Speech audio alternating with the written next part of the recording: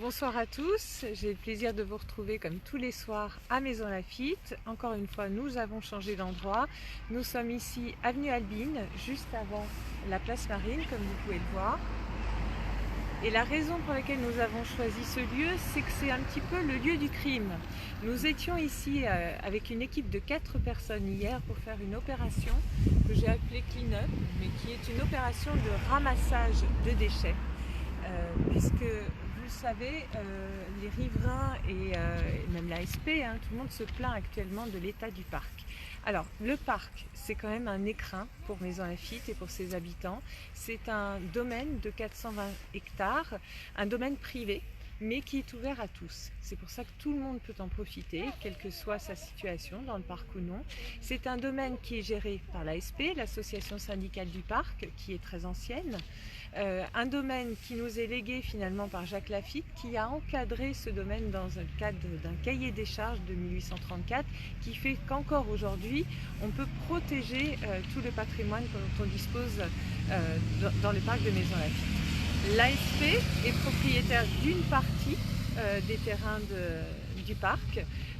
Il y a exactement 148 hectares qui lui appartiennent. Il y a parfois des zones bâties. Nous étions au tennis club dernièrement, ça fait partie du domaine de l'ASP. Il y a également 62 km d'avenues dans ce parc.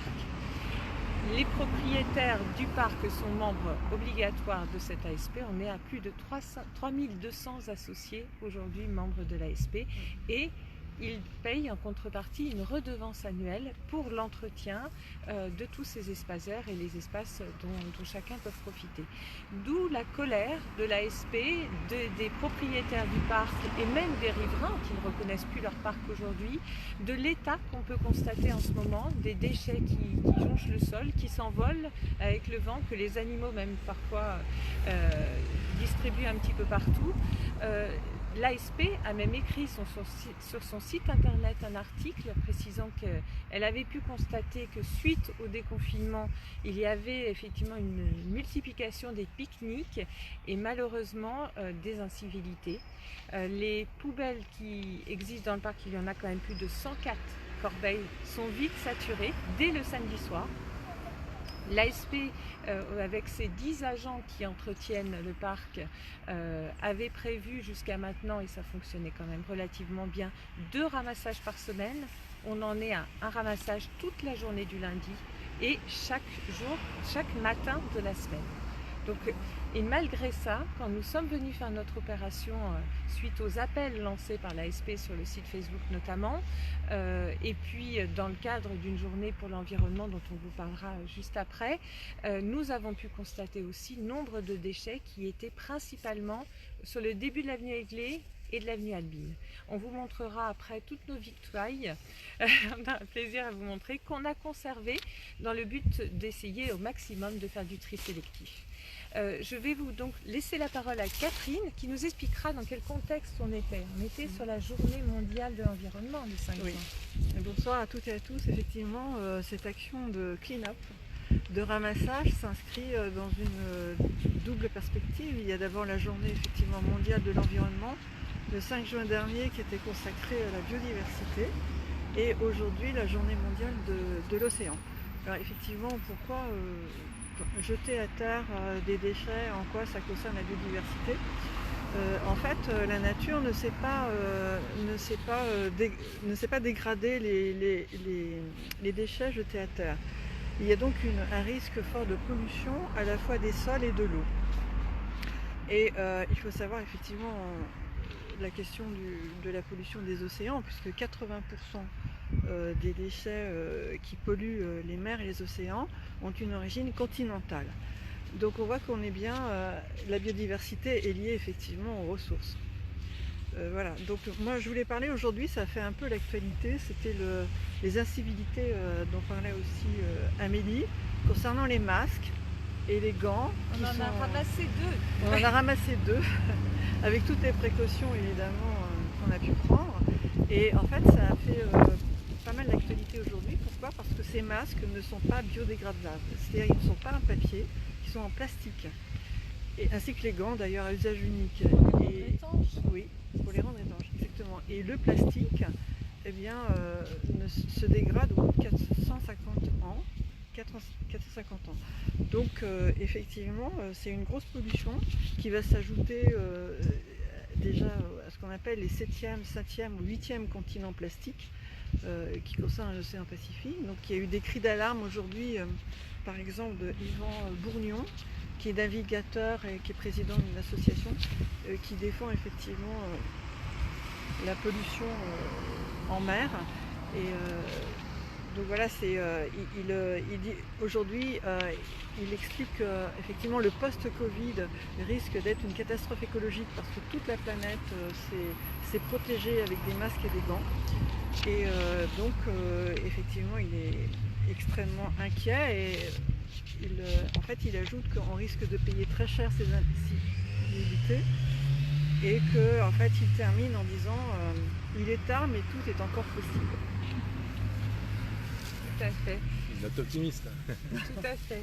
Qu'est-ce que tu en penses de tout ça? Moi j'étais content de participer, bonsoir à tous, j'étais heureux de participer à cette opération un petit peu de sensibilisation de la communauté parce qu'on partage cet endroit qui est assez génial, ce sont des belles pelouses et je crois que c'est un geste tout à fait de bon sens et solidaire que celui à la fois de montrer qu'il faut l'entretenir et d'avoir les bons gestes. Alors si on pouvait faire passer ce message-là, ce qui revient à chacun d'entre nous, de respecter non seulement l'environnement, ça paraît naturel, mais aussi ceux qui travaillent dans le parc, ceux qui travaillent à nettoyer, mais c'est aussi des responsables de penser à nettoyer et surtout à ne pas jeter ces déchets.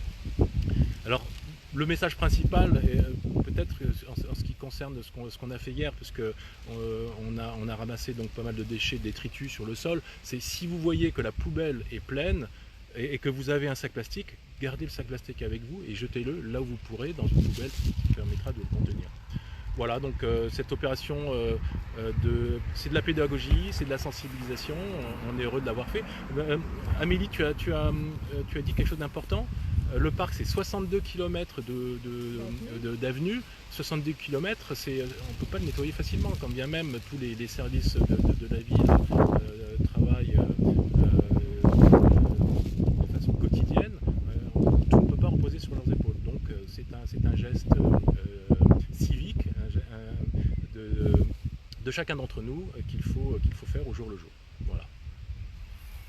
C'est vrai qu'il y avait beaucoup d'enfants qui nous ont vu faire notre ramassage parce qu'on a eu la chance d'avoir une très belle journée ensoleillée hier et on a eu des témoignages sur Facebook d'ailleurs de mamans qui nous disaient j'ai montré à mes enfants ce que vous faisiez pour qu'ils comprennent, pour qu'ils soient sensibilisés à ça et c'est vrai que je pense que de toute façon les enfants ont une fibre naturelle pour la biodiversité, ils s'intéressent aux choses de la nature et si dès le plus jeune âge on leur inculque ces choses-là qui sont des choses qui relèvent du respect finalement de la nature et de notre environnement, de notre cadre de vie, je pense que plus tard on évitera ce type de situation qui va devenir en plus de plus en plus grave à l'échelle planétaire. Est-ce que vous voulez maintenant voir un petit peu un exemple de ce qu'on a pu ramasser dans le cadre de notre opération? Si vous souhaitez, Séverine, veux-tu m'aider? Si tu veux, Amélie, avec plaisir. Alors voilà, regardez, en moins de... On a passé quoi? 2 heures? 2 heures et demie. Voilà, un petit peu. Donc vous voyez nos masques, nous avons effectivement ramassé plein de choses, des bouteilles, beaucoup de verre. Moi je voulais vraiment alerter aussi au sujet du verre. Je suis maman, j'ai 2 enfants, même s'ils commencent à être adolescents, vous voyez, ça c'est pas du verre, mais c'était vraiment intact. Ça c'est après. Ça c'est après, plus âgé. effectivement, plus âgé. Ça voilà, plus enfant, effectivement les granolas. Oui, tous ces petits papiers effectivement de barres chocolatées. En fait, bref, on ne va pas tout vous montrer évidemment. On fera le tri de ce qui pourra être recyclé effectivement à part pour aller jusqu'au bout de notre démarche. Mais effectivement, en tant que maman, moi ce qui m'a le plus frappé, c'est toutes les bouteilles en fait un peu cassées de verre.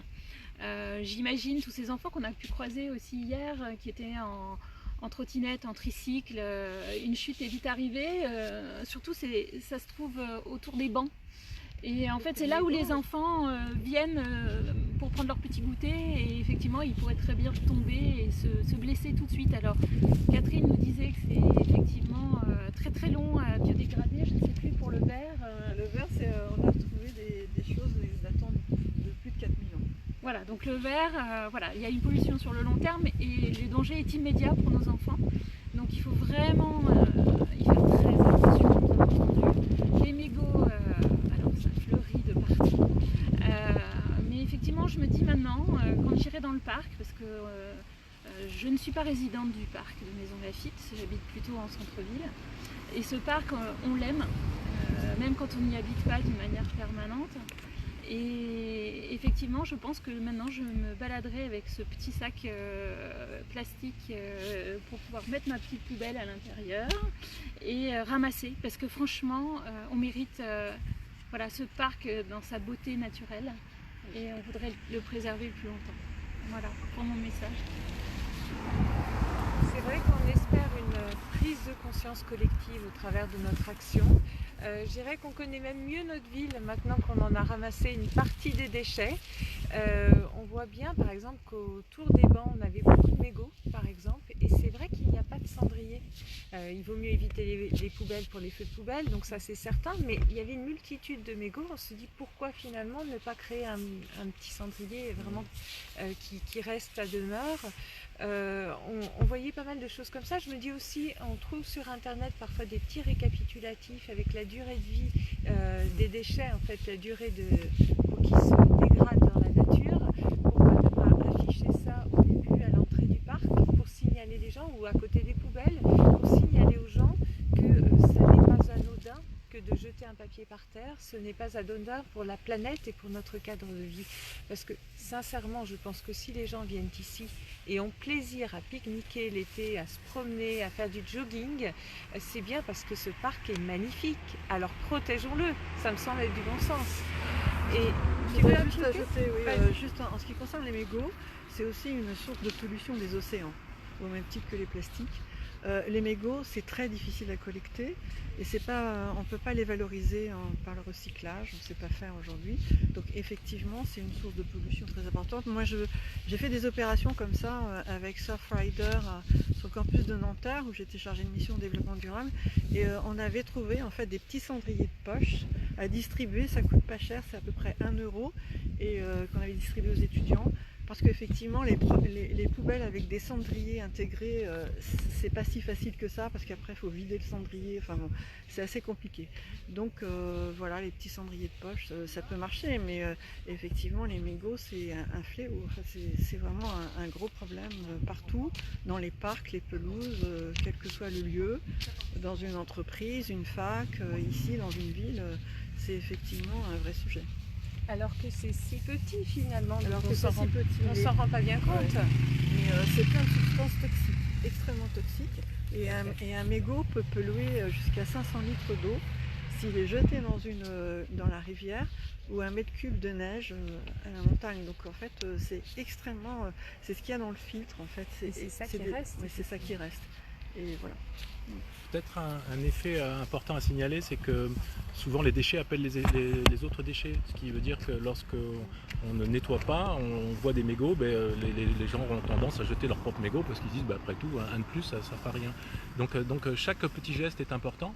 Et il y a aussi cette législation qui va peut-être changer parce que si vous avez suivi dimanche dernier la secrétaire d'État Brune Poirson auprès donc, du ministre de la Transition écologique et solidaire a annoncé donc, un projet de décret pour augmenter les amendes forfaitaires donc, qui sont actuellement de 68 € et qui pourraient augmenter à 375 € ou 750 €. Alors, on ne le souhaite pas, mais je pense qu'on n'est pas la seule ville qui est confrontée à ce type d'incivilité et ça sera peut-être un moyen de lutter plus efficacement, malheureusement, contre ce genre de choses. pour conclure, c'est certain que ce sont des actions que nous avons voulu faire, pardon. C'est pas quelque chose qu'on pourra faire tous les week-ends de toute l'année, c'est certain, mais c'était pour travailler à cette prise de conscience, pour aider aussi le personnel de l'ASP, le personnel communal en général, parce que c'est vrai que je pense qu'il faut aussi valoriser leur travail et les assister et reconnaître tout simplement tout ce qu'ils font. Nous vous invitons, si vous souhaitez également participer à cette aventure, nous remettons le couvert dimanche prochain à 15h30. Le rendez-vous est donné au début du parc, avenue Aiglé, à l'emplacement du manège, traditionnellement situé à cet endroit. Donc si vous voulez vous joindre à nous, nous avons des pics, des gants et des sacs poubelles et nous nous occupons du tri sélectif derrière. Ce sera avec grand plaisir en tout cas. Je vous souhaite une très bonne soirée et à demain.